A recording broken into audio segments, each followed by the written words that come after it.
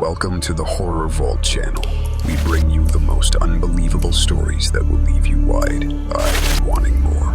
Subscribe now and hit the like button to join in the fun. But remember, once you've signed up, there's no turning back.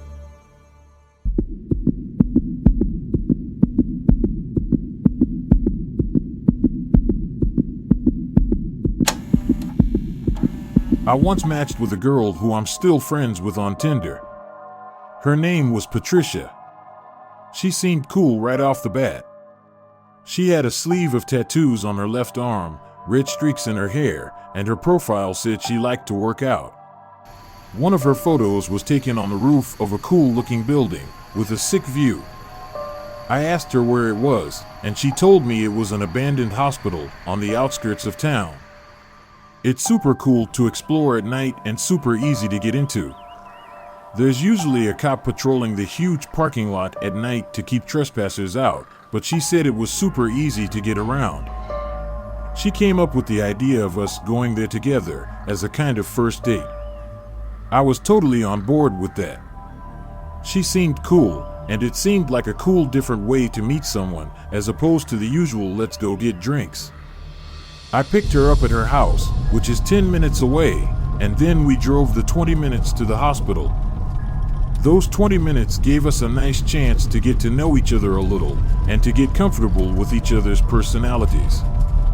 When we got to the hospital, she told me to park in this cul-de-sac hidden by a bunch of tall bushes, which was a 5-minute walk to the inside of the hospital. We jumped over this little barrier that separated the street from the hospital parking lot, and then we jogged across the wide open lot to the grass, right next to the entrance that she said she always used. She led us to this broken window to the basement of the hospital. It seemed kind of creepy, but I signed up for it. I was glad I wore ripped jeans like she told me, because I knew I would rip them on something. We used our cell phone flashlights. We didn't bring any special high-powered lights or anything. She seemed to know this whole hospital like the back of her hand. She led us up the stairs. I have to say that being alone with one other person in a place like this at night was very scary, but I had no idea how scary it was going to get. On the first floor, Patricia kept talking so loudly that I almost wanted to tell her to shush. I was paranoid we'd be found out because of her voice. In the hallway we were in, it sounded like a door opening or closing.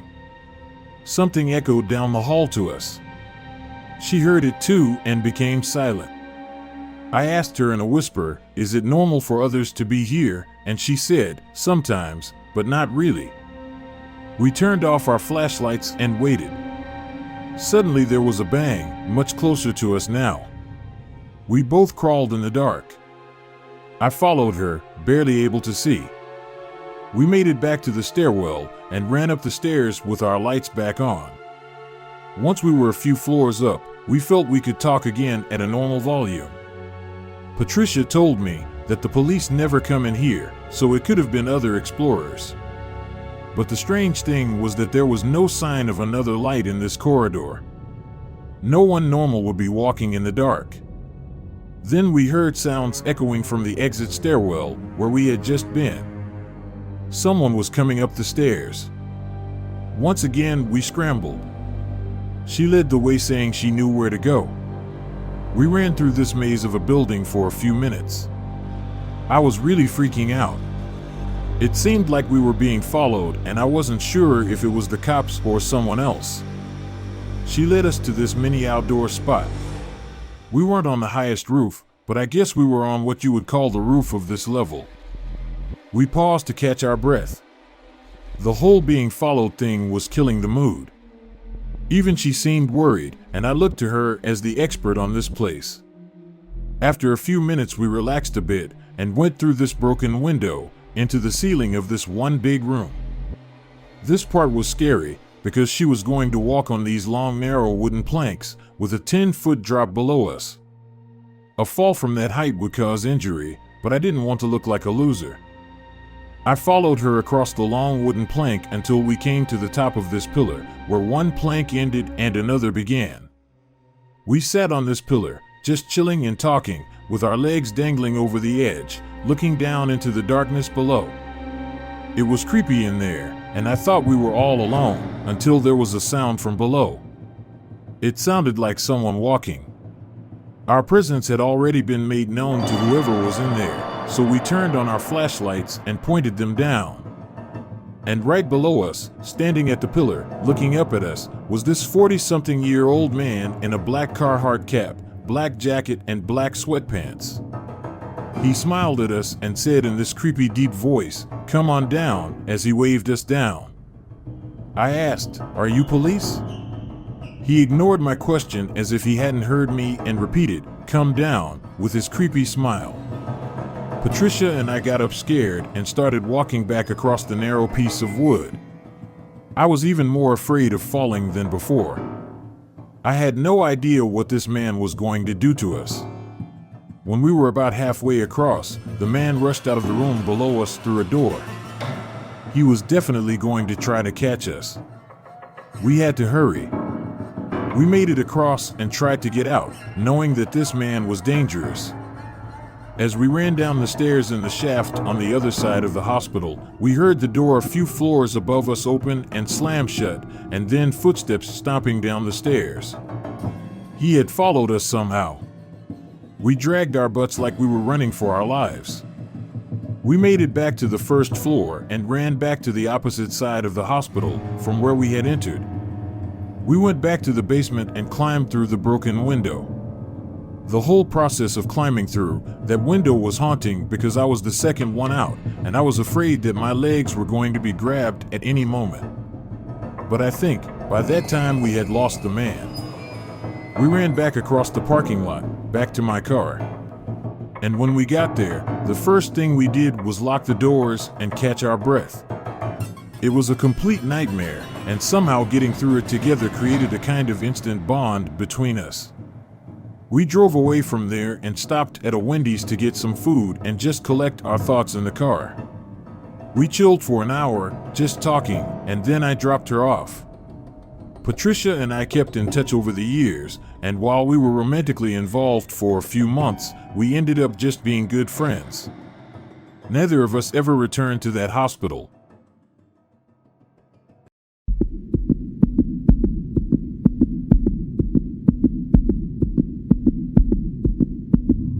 Before my current job, I worked as a nurse in several hospitals and facilities. I had experience working with elderly patients, so this was nothing out of the ordinary for me. I only worked at this hospital for a few weeks, and you will soon understand why. It was my penultimate shift at that hospital, but I had no idea what was in store for me that night. I was working the night shift and was exhausted from lack of sleep. I was assigned to the Alzheimer's unit. The patients in that unit adored me. My presence, as a young woman in her 20s, among the residents who were otherwise lost in their thoughts, was like a breath of fresh air. Someone who could anchor them in the present or in everyday life. When you're alone, your mind can wander. But with someone by your side, you are tied to the present moment. That night I had several patients to attend to, but one was more restless than the others. Her name was Michelle. It was my first night with her, and every time I entered her room, she told me about the voices she heard and the man in black she saw in the corner of the room. Another woman in the room asked me to close the curtain before my shift started so that Michelle would leave her alone. She was a sweet woman who smiled when I was around, but said very little and was very forgetful. Since my shift started around 9 p.m., most of the patients were asleep by 11 p.m., but not Michelle. Every time she called me into her room, she was afraid of the voices that she thought she heard, and the man in black who kept staring at her from the corner. To be honest, it scared me a little. I believed that she was seeing and hearing these things in her mind, and I empathized with her, because I could imagine how terrifying it must be. Still, I tried to calm her down and help her get to sleep. I didn't want to turn on the TV to soothe her because I wanted to pay attention to the other patient in the room. I held Michelle's hands and reassured her that everything was going to be okay and encouraged her to breathe and relax. I reminded her that she was not alone here and that I was always nearby if she needed help. It seemed to work. Michelle calmed down for a while, and the next time I entered the room, she was already asleep. When most of the patients are asleep, the night seems to pass much more slowly. Time almost feels like it's moving backwards. About 2 hours later, I was in the linen room filling my cart, when I heard something in the room. It was a relatively small, very quiet room. I had closed the door, so it was strange to hear another sound. I turned around, saw nothing, and continued to fill the cart. Then I felt what I can only describe as a hand on my shoulder. I looked down at my shoulder, frightened, and screamed, but there was nothing there. There was no one in the room, but I knew I had felt something large literally grab my shoulder. I went out into the hallway to take a look, but I couldn't see any other nurses, and it was eerily quiet. I had no choice but to keep doing what I was doing. I finished filling the cart, then turned toward the door and fell to the floor, screaming as my heart immediately jumped into my throat. Outside the door stood a man in black, looking through the glass and smiling. My screams were loud enough to wake the entire unit. Within seconds, the man disappeared from view through the glass window of the door. The door opened and one of my fellow nurses came in to help me get up from the floor as I was hysterical. I asked her if she had seen the man in black. Her reply was, "What man? There's no one here." We checked all the rooms in the ward, but there was no one in black. My screams woke Michelle from her light sleep, and when I entered her room, she started talking about the voices again, this time about the screams, not realizing that they were mine. I asked her what the man in black looked like, if he was smiling. And she looked at me, her eyebrows furrowed, her expression becoming the most focused I had seen her all day. She asked, "How do you know that?" And even with my heart racing, I felt it skip a beat when I heard that. She began to scream, "Get me out of here. He's coming." Other nurses rushed in and tried to calm her down. I was transferred to another unit with another patient that night, and I ended up going home early because I was so scared. The next day, I wrote a note to the charge nurse telling her that my next shift would be my last, that this experience had traumatized me, and that I no longer wanted to be in that building. I received the kindest response I could have hoped for. I have never been diagnosed and have never experienced hallucinations of any kind. I know the effects of sleep deprivation, but this was something supernatural on a whole other level.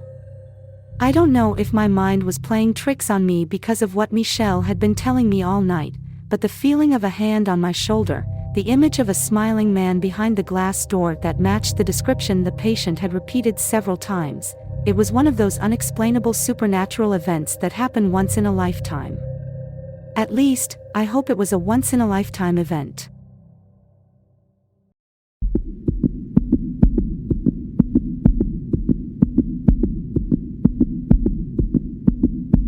Three years ago, I contracted bacterial meningitis. I live in South Florida. I don't think there was an outbreak or anything, so I'm not sure how I got it or who I could have gotten it from. I started getting really bad symptoms, painful headaches, confusion, drowsiness, nausea, and loss of appetite. But when the hallucinations started, that's when I knew I had something really serious. As I lay sick in bed while my husband was at work, I heard a child's voice calling, "Mom," from downstairs. We don't have children. I dragged myself out of bed to look down the stairs and called my husband's name. Of course, he didn't answer because he was at work. The headache I had from standing was too much, so I went back to bed. For the second time, I heard a voice calling from downstairs. It said, "Hello." I picked up the phone and called my husband, freaking out that I was hearing a scary child's voice from inside the house, and that I thought I was hallucinating. He heard how upset I was on the phone, and left work early to take me to the hospital. While waiting for him to come home, I changed out of my pajamas and had to run to the bathroom to throw up. As I was in the middle of throwing up, I heard another voice from outside the bathroom. I couldn't hear what it might have said, nor could I tell if it sounded the same as the other voice I heard. I was losing my mind. I wasn't diagnosed until I got to the hospital, and apparently what I had could be very serious, even fatal, if left untreated. The doctor told me that the hallucination part was rather unusual, but not unheard of. I was given antibiotics through a needle shortly after arriving at the hospital with my husband. The doctor told me that I was lucky to get to the hospital so quickly, because if I had waited much longer, it could have had lasting effects or possibly been fatal. My husband stayed in the room with me for a few hours. I was told I would need to stay there for a few days to a week due to the severity of my symptoms. Around 10 o'clock, my husband left to go home, because he had to work the next day. The nurse told me to call her if I had any problems. Although I still felt like I was dying, I nodded off pretty quickly. I started having this dream, where my ex-husband was in the room above my bed, looking down at me, talking. He said horrible things about my current husband. He patted my head and said he was glad I was okay, and that he came as soon as he saw my husband leave. He went into this rant about how he despised my current husband and wanted to kill him. He continued to rub my forehead and then left the room. I often have bad dreams about my ex-husband because of how toxic and abusive our marriage was and why it ended, which I'd rather not include. I woke up in this sleepy, dazed state and looked around the room. There was a chair pulled up in front of my hospital bed, but no one was sitting in it. It wasn't like that when my husband left. It was still the middle of the night, so I went back to sleep. The next morning I awoke to find the nurse in my room. I told her about the strangely vivid dream I'd had, and she left and told me it wasn't a dream, that my cousin had come to visit me last night. I told her I don't have any cousins who live in the state. She looked more serious now and said, "Well, someone who said he was your cousin Caleb came to see you last night." Caleb was my ex-husband's name. After a better explanation, the nurse got a doctor, and the doctor told me that the antibiotics may have caused delirium, which affected my ability to distinguish sleep from wakefulness, which is why I heard what Caleb was saying so vividly. I called my husband to tell him what had happened, and of course he was angry and worried. He came back that night after work. But that day, I texted Caleb and asked him what the hell he was thinking visiting me and how he knew I was in the hospital. My text came through, but he ignored it. I sent a follow-up telling him that I'd heard all his threats against my husband and that I was going to call the police, and minutes later he replied, "I never made any threats against your husband. I was just there when I heard what happened to make sure you were okay. You must have heard things in your sleep." I replied, "Stay out of my life or I'll call the police again." He didn't respond after that. I never told my husband about the threats I heard in my drowsy, half-asleep state because I didn't know if they were real or not. With a mix of the antibiotics and having had strange auditory hallucinations the day before, I don't think it's impossible that what I heard wasn't really what was said, but I could be wrong. I left the hospital the following week.